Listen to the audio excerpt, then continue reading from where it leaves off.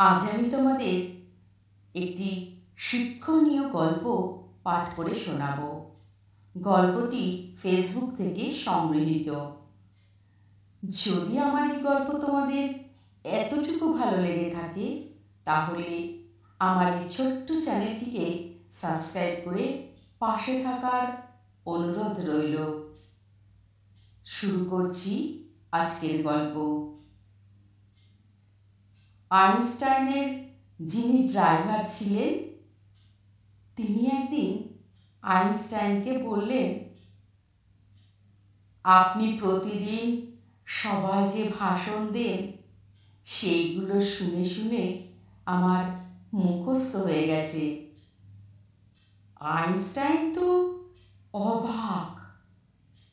উনি তখন বললেন, বেশ, তাহলে এর পরের মিটিংয়ে যেখানে যাব তারা আমাকে চেনে না।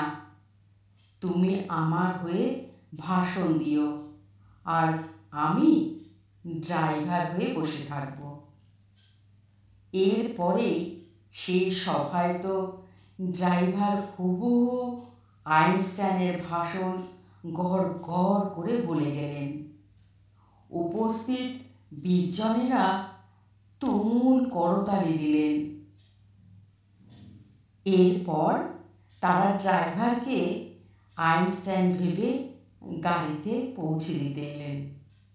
সেই সময় একজন অধ্যাপক ড্রাইভারকে জিজ্ঞাসা করলেন, স্যার, ওই আপেক্ষিকের যে সংজ্ঞাটা বললেন, আর একবার সংক্ষেপে বুঝিয়ে দেবেন?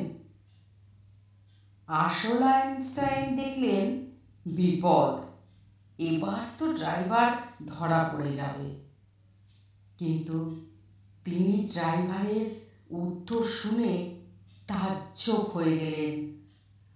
ড্রাইভার উত্তর দিল, এই সহজ জিনিসটা আপনার মাথায় ঢোকেনি? আমার ড্রাইভারকে জিজ্ঞাসা করুন, সে বুঝিয়ে দেবে। গল্পটির মূল শিক্ষা হলো, জ্ঞানী ব্যক্তিদের সাথে চলাফেরা করলে আপনিও জ্ঞানী হবেন। আপনি যেমন মানুষের সাথে ঘুরবেন তেমনই হবে। সেই জন্য কথায় আছে, সৎ সঙ্গে স্বর্গবাস, অসৎ সঙ্গে সর্বনাশ। গল্পটা কেমন লাগলো ছোট্ট একটা কমেন্ট করে জানাবেন।